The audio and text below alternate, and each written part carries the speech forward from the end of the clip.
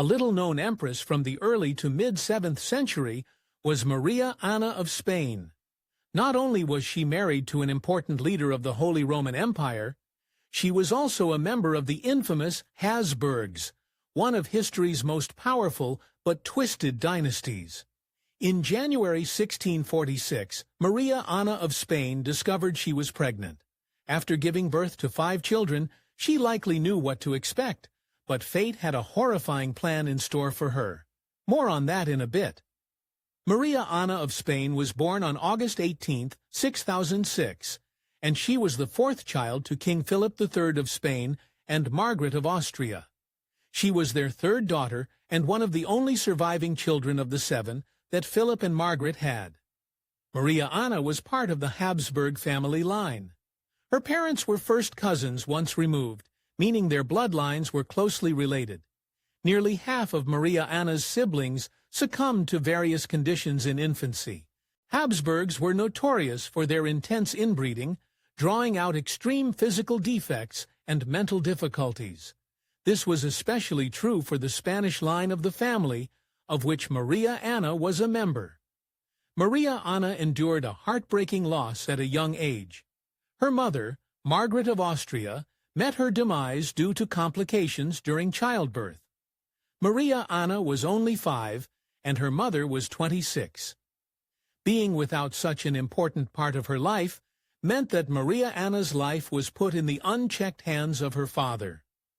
Even when Maria Anna was young, her fate within the family was always destined to be a strategic marriage. She was intelligent and knew this would be her path in life. Her father continually searched for matrimonial allies, using his daughter's life as a bargaining chip in international affairs. After a couple failed arrangements, her father's next agreement was with Ferdinand III, the future Holy Roman Emperor. Announced in late 1626, this would be her 3rd and final marriage arrangement. However, there was one unfortunate detail about her future husband. Ferdinand III was her first fiancé's younger brother, and he was also the new heir to Holy Roman Emperor Ferdinand II. The Habsburg habit of familial intermarriage continued as Ferdinand II was Maria Anna's maternal uncle. This meant that Ferdinand III was her first cousin. The Habsburg grasped desperately for control of as much as Europe as possible.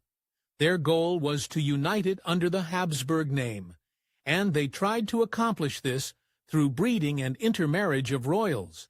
This magnified every health impairment in their bloodline to an extreme extent, and it is highly suggested that it was a factor in their eventual termination. Before the actual ceremony could occur, they had to hash out the details of Maria Anna's marriage. These negotiations lasted for a couple of years, during which Ferdinand III became both the King of Hungary and the King of Bohemia. After several years of intense marriage arrangements, the couple signed the contract in 1628. When it came to her marriage contract, Maria Anna certainly came out on top, as it allocated her a generous inheritance. Though she would become queen of several countries and take on the title of Holy Roman Empress, she would also retain her claim over the Spanish throne.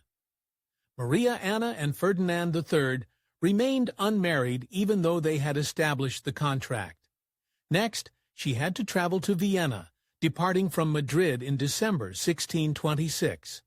She was 20 years old at this point, the seeds of her engagement planted 5 years earlier. Traveling from Madrid to Vienna took longer than a year. To make matters worse, their journey encountered a nightmarish setback: the threat of an Italian peninsula's plague epidemic looming ahead. The ship changed course for their landing spot, Naples. There, Maria Anna finally got her hands on the Golden Rose. With that part of her journey completed, she and her party continued on their pilgrimage to the Basilica della Santa Assa, to honor the Virgin Mary.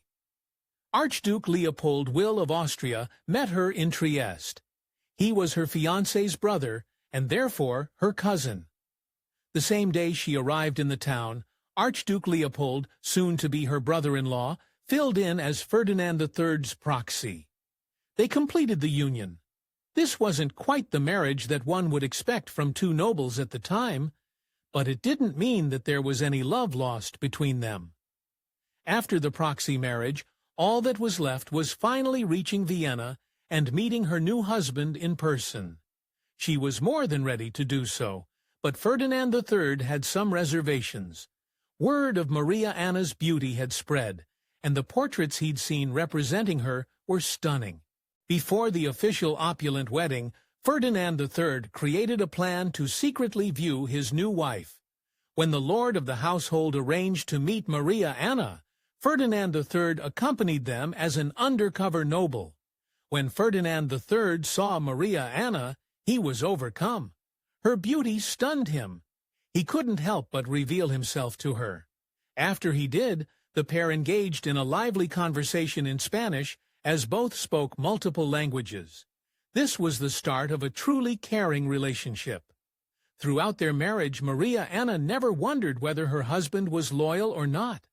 He was faithful to her throughout their marriage and through 6 children, all of whom were legitimate. Her lovely temperament eased Ferdinand's dark moods. Their marriage was a strong one, both privately, publicly, and politically. On February 20th, 1631, an official marriage united Maria Anna and King Ferdinand III of Hungary, Bohemia. The party was a month-long affair, which felt like a much longer period of time. After the year of lead-up to the event, after 2 failed engagements, months of travel, and years of negotiation, Maria Anna was finally a married woman. Maria Anna definitely made her mark at the imperial court. She breathed in, leaving a trail of Spanish culture in her wake. This included Spanish music, fashion, theater, and dance. She did her best to create amicable relations with everyone at the court, especially her husband's family. However, not all of Ferdinand III's family members were receptive to his Spanish wife. Empress Eleonora Gonzaga was especially displeased by Maria Anna. They had a contentious relationship rooted in their power struggle at the imperial court. This, despite Maria Anna's obvious efforts to make a good impression. She diligently invested in the arts of her new home, and she even collected late Renaissance and early Baroque artwork, painted by Italian, Spanish, and Flemish artists. 2 years after their marriage, the couple welcomed a wonderful gift, a child. Ferdinand IV was born on September 8, 1633. Maria Anna had given her husband and heir, which was one of the greatest things a wife could give her husband at the time. Luck would soon bless their procreative endeavors once more. The following year, on December 24, 1634, Maria Anna gave birth to a second child, this time a girl. She was named after her mother, but went by Mariana, and she would go on to become just as prolific as her parents during her lifetime.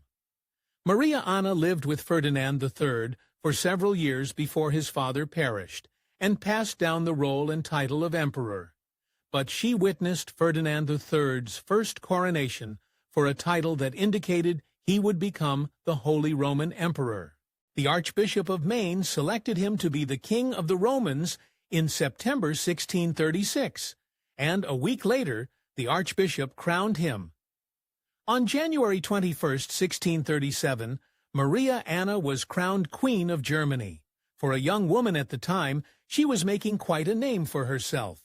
She and her husband were in line to become imperial leaders, and she could still claim control of Spain should the occasion arise.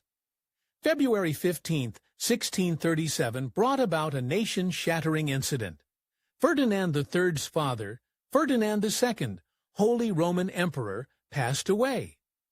The empire was in the later years of the 30 Years' War, and Maria Anna and Ferdinand III inherited an empire in the throes of conflict and financial instability. As Ferdinand III's wife, Maria Anna inherited her fair share of power. She became the Holy Roman Empress and Sovereign Queen, and later the forces that be crowned her Queen of Hungary.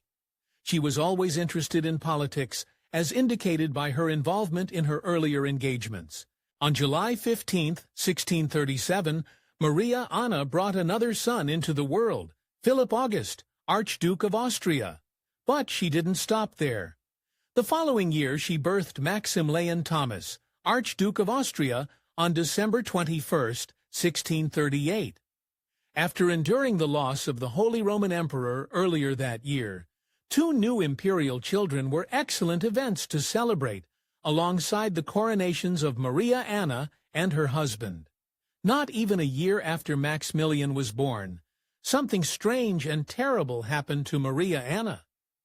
June should have been an insignificant month, but on the 22nd Philip departed from this world a mere month before his 2nd birthday.